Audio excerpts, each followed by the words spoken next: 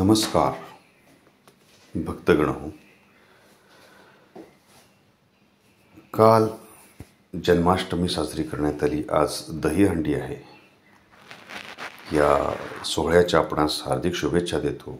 आणि या दरम्यानच वारकरी संप्रदायातील संत श्रेष्ठ संत शिरोमणी आज ज्यांनी पाया रचला वारकरी संप्रदायाचा, ज्ञानदेव रचिला पाया तुकया झाला हे कळस, ज्या संप्रदायामुळे भक्तिमार्ग हा साधा सोपा ईश्वराकडे जाणारा मार्ग आहे, हे लोकांना समजावून सांगण्यासाठी ज्यांनी आपलं जीवन वेचलं, त्या संत श्रेष्ठ ज्ञानोबा माऊली यांचा गोकुळाष्टमीला सुद्धा जन्मदिवस असतो. मला वाटतं भगवान श्रीकृष्ण आणि संत श्रेष्ठ ज्ञानदेव या दोघांच्या जीवनामध्ये समांतर धागा म्हणजे संघर्ष.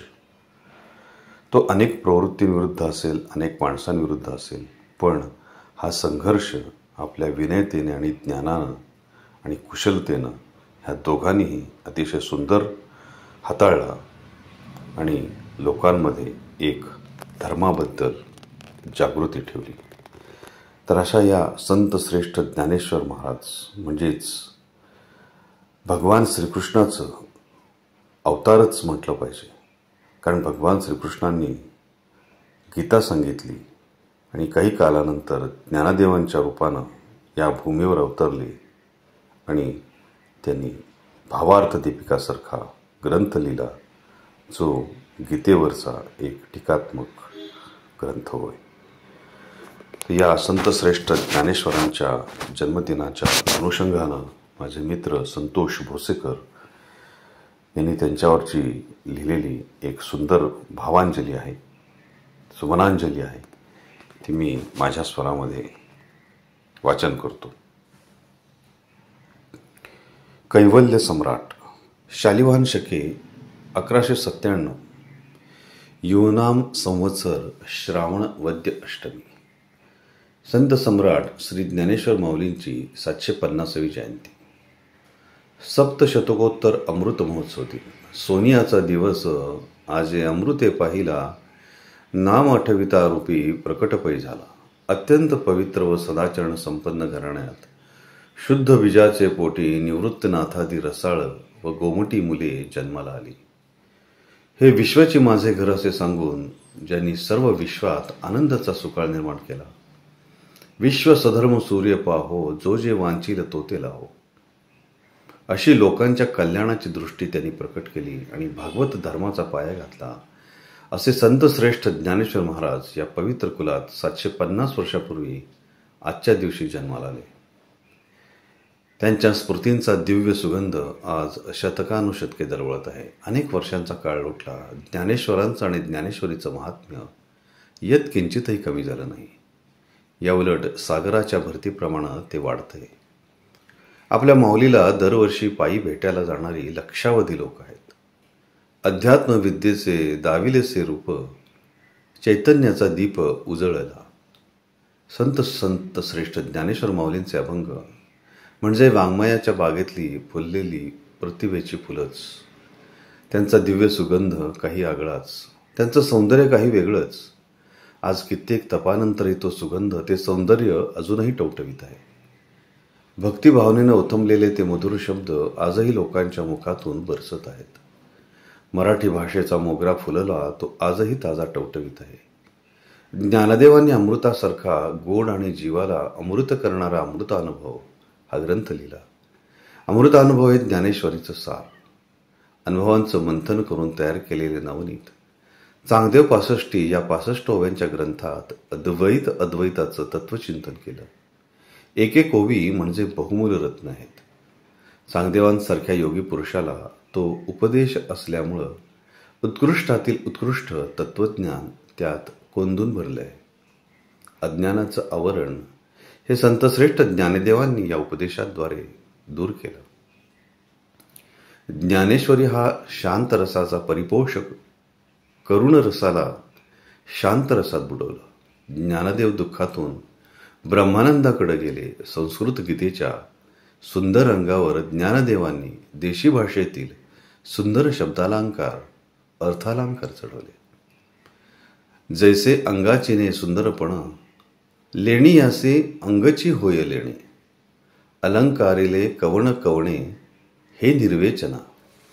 भगवंताच्या सुंदर मस्तकावर मुकुट ठेवल्यानंतर या मस्तकाची शोभा वाढली असं म्हणण्यापेक्षा या मुकुटालाच भगवंताच्या मस्तकामुळं आगळं सौंदर्य प्राप्त झाले. तशीच स्थिती ज्ञानदेवांच्या देशिकार लेण्यानं संस्कृत गीतेची झाली होती. गीतेवरचा अलंकार, ज्याचं नाव म्हणजे ज्ञानेश्वरी, विश्वामित्रानं जी प्रतिसृष्टी निर्माण केली ती त्याच्या वाङ्मय सृष्टीपुढं फार कमी दर्जाची होती. कल्पतरू, कामधेनू, चिंतामणी हे सर्व ज्ञानदेवांच्या ग्रंथांवरून ओळून टाकावे असे हे ग्रंथ.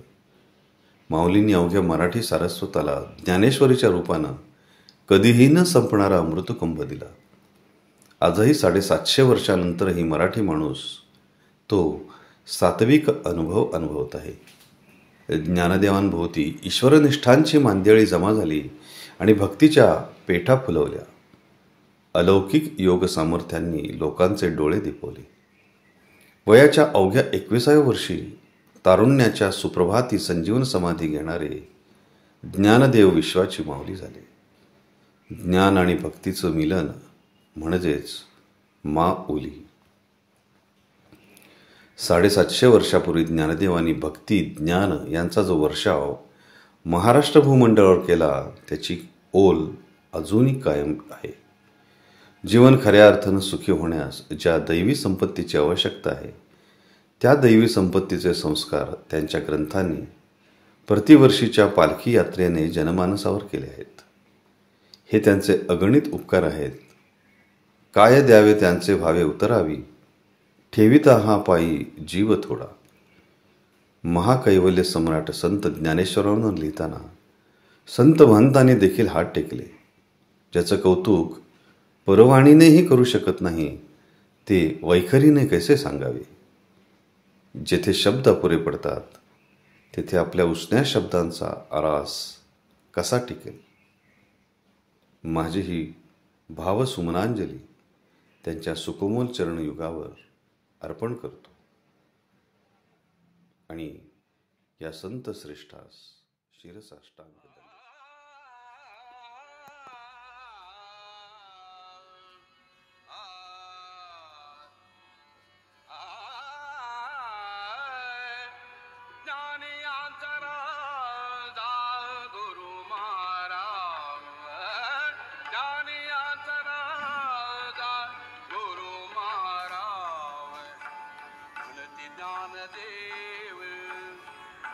ज्ञानदेव तुम्हाईसे ज्ञानियांतराद गुरु महाराव. ज्ञानियांतराद गुरु महाराव. ज्ञानियांतराद गुरु महाराव. म्हणती ज्ञानदेव, म्हणती ज्ञानदेव तुम्हाईसे ज्ञानियांतराद गुरु महाराव. ज्ञानियांतराद गुरु महाराव.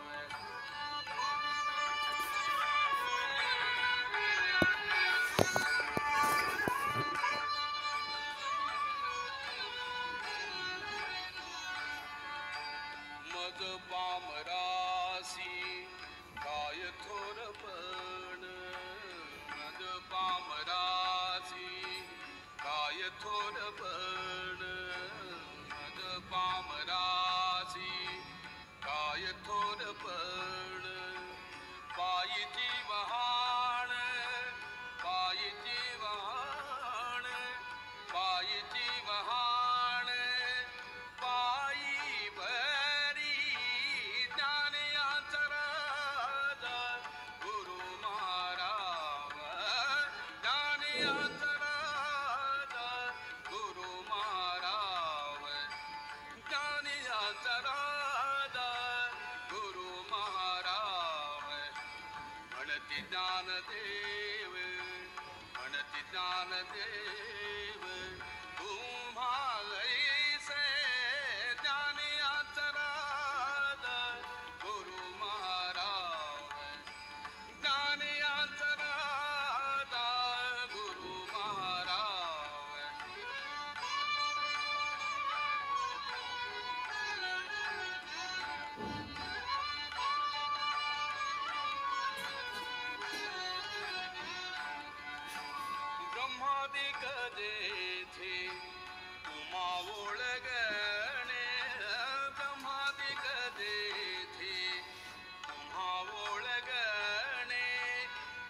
घर तुळणे कार पुढे ज्ञानी अंतराद ज्ञानी अंतराद ज्ञानी अंतराद ज्ञानी अंतराद गुरु महाराज ज्ञानी अंतराद गुरु महाराज म्हणती ज्ञानदेव म्हणती ज्ञानदेव तुम्हालैसे ज्ञानी अंतराद गुरु महाराज ज्ञानी अंतराद गुरु महाराज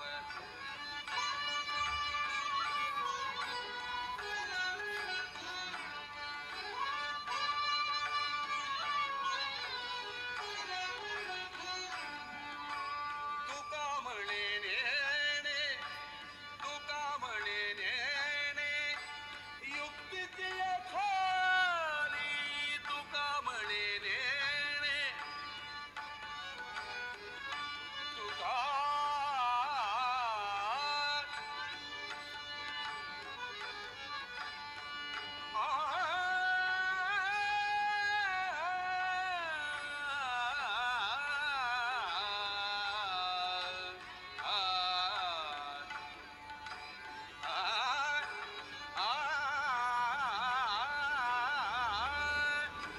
तुका म्हणे नेणे तुका म्हणे नेणे तुका म्हणे नेणे तुका म्हणे नेणे युक्तीची खाली म्हणून ठेविली म्हणून ठेविली म्हणून ठेविली पायी डोई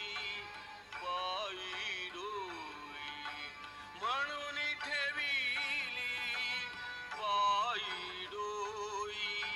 पायी डोई ज्ञानी अंतराद गुरु महाराज ज्ञानी अंतराद ज्ञानी अंतराद ज्ञानी अंतराद गुरु महाराज म्हणती ज्ञानदेव म्हणती ज्ञानदेव तुम्हालैसे ज्ञानी अंतराद गुरु महाराज ज्ञानी अंतराद गुरु महाराज. श्रोते हो, कशी वाटली भावसुमनांजली अवश्य कळवत राहा आणि चॅनलला सबस्क्राईब करत राहा.